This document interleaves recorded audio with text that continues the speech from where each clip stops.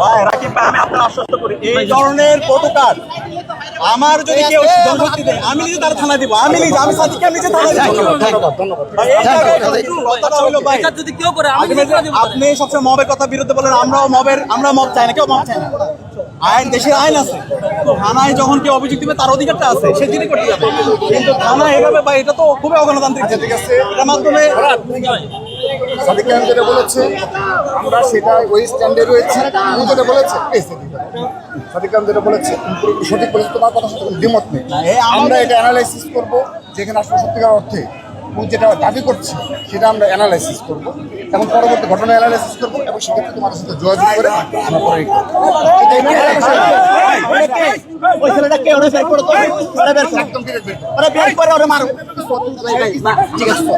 একদম কিন্তু আমরা এমন কোনো পরিস্থিতি এর জন্য না করি।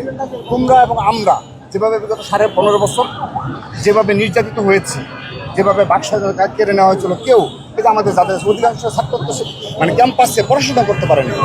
আল্লাহর রহমতে একটা পরিবেশ হয়েছে। কয়েকটা জায়গায় আমার যদি কেউ সাংবাদিকদের উপর হাত তুলে, সে যে হোক, আমি তার বিরুদ্ধে ব্যবস্থা নেব। এরপর হচ্ছে গণতান্ত্রিক অধিকার হরণের জায়গায় এটা প্রত্যেক নাগরিক অধিকার, সে থানাকে জিডি করবে।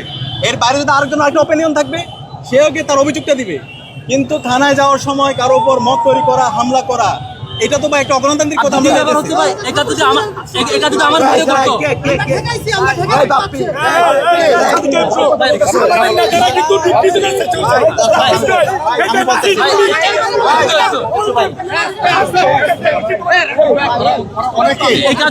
ভূমিকা নিয়েছে। যদি আমার ভাই করতো